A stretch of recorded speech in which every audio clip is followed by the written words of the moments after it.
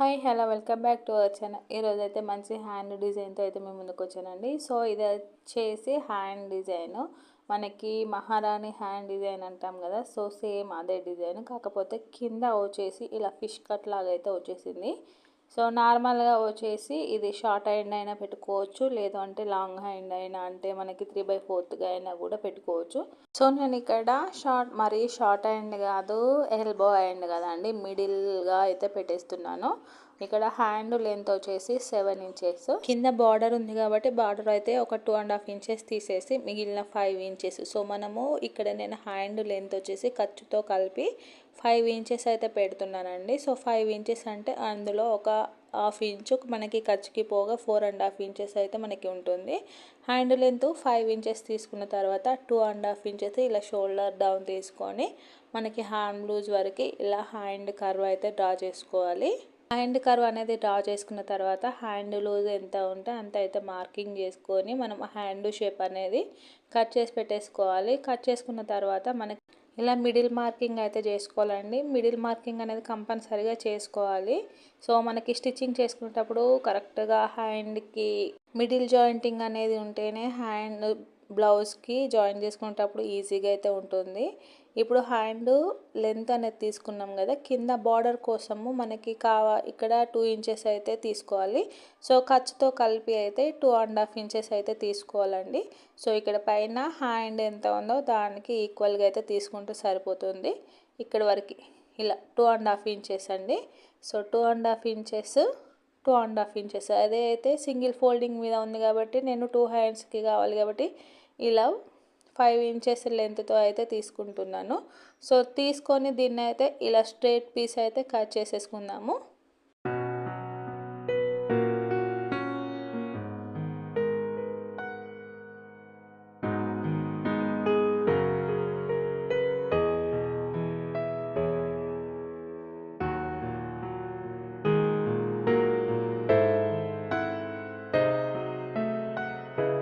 ఇలా straight piece అనేది తీసుకున్న తర్వాత ఇలా మనకి ఫోల్డింగ్ దగ్గర ఒక 1.5 ఇంచు పైకి మార్కింగ్ చేసుకొని ఇలా కర్వ్ అనేది తీసుకోవాలండి.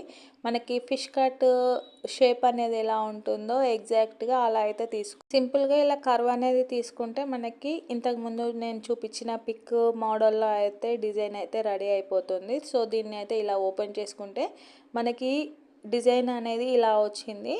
మనకి పైన వచ్చేసి ప్రిల్స్తో డిజైన్ అయితే వస్తుంది, కింద ఈ పైపింగ్తో అయితే మనకి ఇలా డిజైన్ అయితే వస్తుంది. సో మనకి ఇక్కడ సారీ వచ్చేసి ఇది వచ్చిందండి, ఎల్లో కలర్ వచ్చేసి సారీ వచ్చింది, మెరూన్ కలర్ వచ్చేసి సారీ వచ్చింది, ఎల్లో కలర్ వచ్చేసి బ్లౌజ్ వచ్చింది. సో ఇక్కడ ఈ బార్డర్ వచ్చేసి మనకి కింద వచ్చే డిజైన్కి అయితే అటాచ్ చేసుకోవచ్చు అండి. సో ఇక్కడ నాకు బ్లౌజ్ అంతా స్టిచ్చింగ్ చేసిన తర్వాత హ్యాండ్కి వచ్చేసరికి ఇదే క్లాత్ అయితే మిగిలింది. సో ఇప్పుడు మనము డిజైన్ చేసుకోవాలంటే అడ్జస్ట్మెంట్ అనేది కంపల్సరీగా రావాలి. సో వాళ్ళు చెప్పిన డిజైన్ కుట్టాలి, అలాగే క్లాత్ కూడా అడ్జస్ట్ అయితే చేసుకోవాలి. ఇలా బ్లౌజ్కి ఫస్ట్ వచ్చేసి శారీ వచ్చింది, మిడిల్లో బ్లౌజ్ వచ్చింది, మళ్ళీ బ్లౌజ్కి అటాచ్గా ఈ మెరూన్ కలర్ క్లాత్ అయితే వచ్చింది. సో మనకి ఇక్కడ ప్లస్ పాయింట్ ఏంటి అంటే ఇలా సైడ్కి కూడా ఎక్స్ట్రా క్లాత్ అనేది రావటము. సో ఇక్కడ మిడిల్లో అయితే ఈ రెడ్ కలర్ క్లాత్ పెట్టేసి సైడ్కి వచ్చేసరికి ఎల్లో కలర్ క్లాత్, ఈ క్లాత్ అయితే పెట్టేసుకుంటే మనకి బ్లౌజ్కి కూడా కొంచెం అట్రాక్షన్ అయితే వస్తుంది కదా, మొత్తం ఒకే క్లాత్తో కాకుండా. సో ఇప్పుడు కటింగ్ అయితే అయిపోయింది కాబట్టి స్టిచ్చింగ్ అయితే చేసేసుకుందాము. సో ఫస్ట్ మనం ఈ బార్డర్ అనేది ఉంది కదండి, ఈ బార్డర్ని లైనింగ్కి అయితే జాయిన్ చేసేసుకుందాము. సో ఇది వచ్చేసి బార్డర్ క్లాత్, ఇది వచ్చేసి మెయిన్ క్లాత్. సో దీనికి మనకి సైడ్కి క్లాత్ జాయిన్ చేసుకుంటేనే మనకి హ్యాండ్కి అనేది క్లాత్ సరిపోతుంది.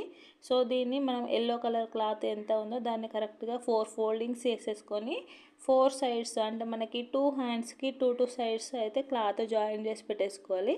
సో ఇలా జాయింటింగ్ అనేది చేసుకున్న తర్వాత మెయిన్ క్లాత్కి పైన కింద అయితే మిడిల్ మార్కింగ్ అయితే చేసుకుందామండి. సో మిడిల్ మార్కింగ్ అనేది చేసుకొని మనకి మిడిల్లో వచ్చేసి మొత్తం ప్రిల్స్ అంటే క్లాత్ ఎంతవరకు అడ్జస్ట్ అవుతుందో అంతవరకు అయితే ప్రిల్స్ అనేవి పెట్టుకోవాలి. సో ఫస్ట్ ఇలా 1.5 ఇంచ్ సారీ 1 ఇంచ్ అయినా పెట్టుకోవచ్చు. లేదు అంటే మనకి ఎలా అడ్జస్ట్‌మెంట్ తెలుస్తుంది అంటే, సో ఇలా చివరికి అయితే మనకి హ్యాండ్ ఎక్కడి వరకు సరిపోతుందో అక్కడి వరకు అయితే ఇలా లైనింగ్ పెట్టేసి మార్కింగ్ చేసుకోవాలి. మనకి ఇటు సైడ్ ఉన్నది మొత్తము ఫ్రిల్స్‌కి అయితే యూజ్ అవుతుంది.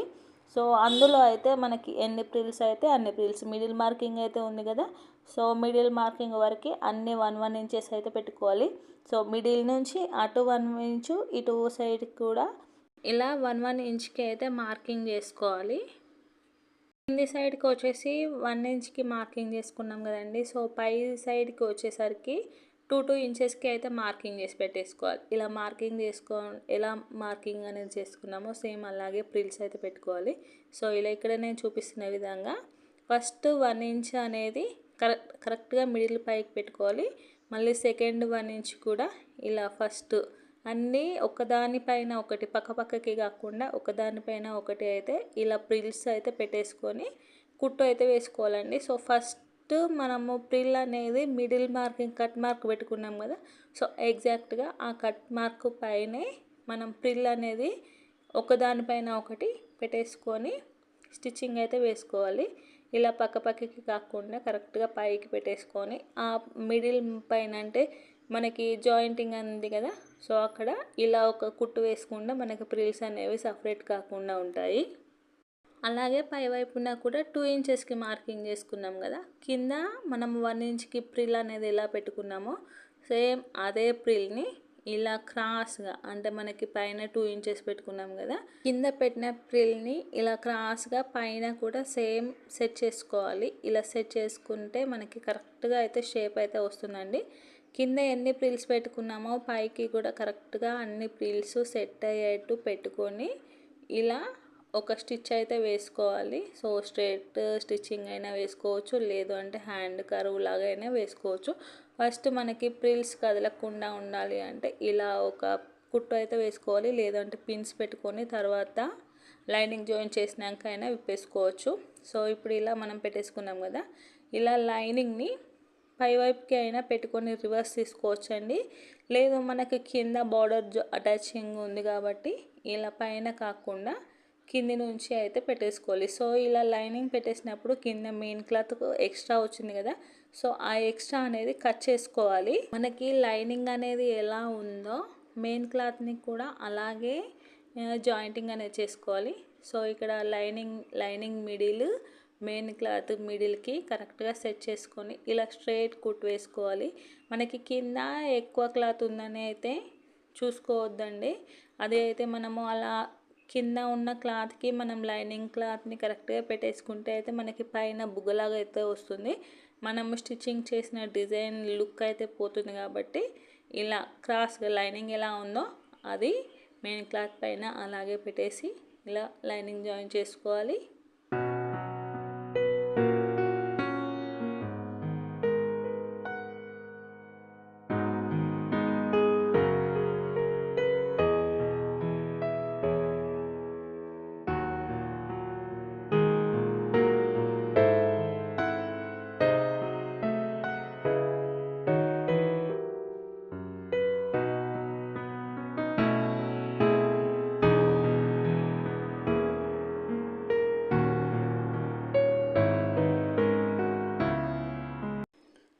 జాయిన్ చేసుకొని ఇలా ఎక్స్ట్రా అంతా కట్ చేసుకున్న తర్వాత కింద బార్డర్ కోసము ఇలా లైనింగ్ని ఇలా బార్డర్కి అయితే జాయిన్ చేసుకోవాలి. సో ఇలా మనము రివర్స్ అనేది తీసుకోవాల్సిన అవసరం అయితే ఏమీ లేదండి. జస్ట్ ఇలా మెయిన్ క్లాత్ యొక్క ఆపోజిట్ పైన ఇలా లైనింగ్ మనం ఆల్రెడీ లైనింగ్ అనేది జాయిన్ చేసుకున్నాం కదా, సో దాన్ని అయితే జాయిన్ చేసుకోవాలి. పైన పైపింగ్ వేసుకోవచ్చు, కింద కూడా పైపింగ్ వేసుకోవచ్చు, లేదంటే పైన నార్మల్గా జాయిన్ చేసుకొని కింద అయితే పైపింగ్ అయితే వేసుకోవచ్చు.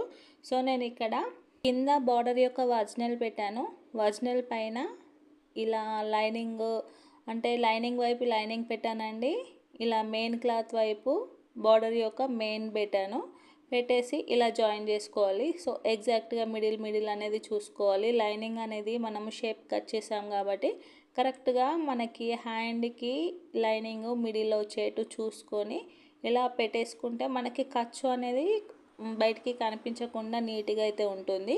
కింద ఎలాగో పైపింగ్ అనేది చేసుకుంటాం కాబట్టి అంత రిస్క్ అయితే ఏమీ లేదు.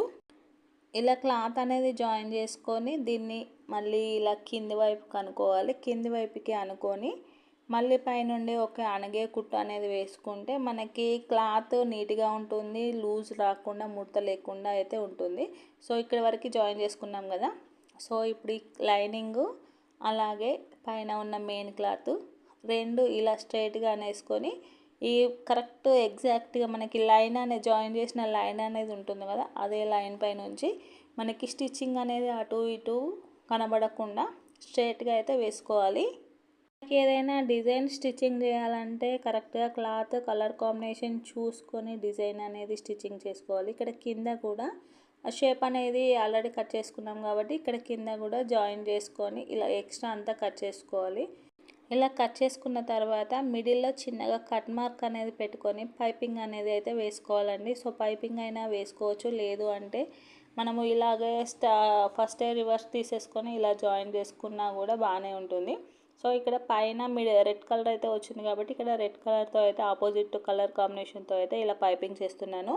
ఈ డిజైన్ అయితే చూడడానికి బాగుంది కానీ ఈ క్లాత్కి అయితే అంతగా లుక్ అయితే అనిపించట్లేదండి నాకు స్టిచ్చింగ్ చేస్తున్న కొద్దీ. సో మనము ఏదైనా డిజైన్ స్టిచ్చింగ్ చేసుకోవాలంటే క్లాత్ అడ్జస్ట్మెంట్ చూసుకోవాలి, అలాగే కలర్ కాంబినేషన్ కూడా చూసుకున్న తర్వాతే డిజైన్ అనేది స్టిచ్చింగ్ చేయాలి. సో చెప్తే వినాలి, లేదు అంటే మనమే అయినా ఆలోచించుకోవాలి. సో ఇక్కడ ఈ కస్టమర్ అయితే క్లారిటీగా అయితే నాకు ఇదే డిజైన్ కావాలి, ఎలా చేస్తారో నాకైతే తెలీదు అని చెప్పింది. సో స్టిచ్చింగ్ చేసిన తర్వాత ఏమంటుందో చూడాలి. డిజైన్ అయితే బాగుంది కానీ నాకైతే అంతగా కలర్ కాంబినేషన్ అయితే నచ్చలేదు అండి. ఎందుకంటే రెండు కూడా షైనింగ్ ఉన్నాయి, మళ్ళీ ప్లస్ ఇక్కడ డిజైన్ వచ్చేసి అంతగా బాగలేదండి. సో మరి డల్ కలర్ కాదు, మరి థిక్ కలర్ కూడా కాదు. సో ఇలా నార్మల్గా ఉంది. సో ఫైనల్లీ ఎలా వస్తుందో అయితే చూడాలి. ఇక్కడ ఇలా పైపింగ్ ఎక్స్ట్రా క్లాత్ అనేది జాయిన్ చేసుకొని ఇలా పైపింగ్ థ్రెడ్ కూడా ఇక్కడ ఫస్ట్ మనం జాయిన్ ఇలా చిన్నగా రబ్ చేసుకుంటే అయితే మనం ఇలా లాగినా కూడా రాకుండా నీట్గా సన్నగా అయితే వస్తుంది. ఇలా క్రాస్ షేప్లో ఉంది కాబట్టి చిన్న చిన్న టక్ మార్క్స్ ఇచ్చుకొని మనము పైపింగ్ అనేది చేసుకుంటే నీట్గా అయితే వస్తుంది. అలాగే మిడిల్లో మనకి ఇలా వీ షేప్లో ఉంది కదండి. సో అక్కడ మాత్రము కంపల్సరీగా మనకి ఇలా కట్ మార్క్ అనేది పెట్టుకున్న తర్వాత మనము ఇలా పైపింగ్ కానీ లేదు అంటే ఇంకా ఏ డిజైన్ చేసుకున్నా కూడా రివర్స్ తీసుకోవడానికి ఈజీగా అయితే వస్తుంది. లేదు అంటే మనకి అక్కడ కొంచెము మనం చేసుకున్న పైపింగ్ అనేది లావుగా అయితే వస్తుంది.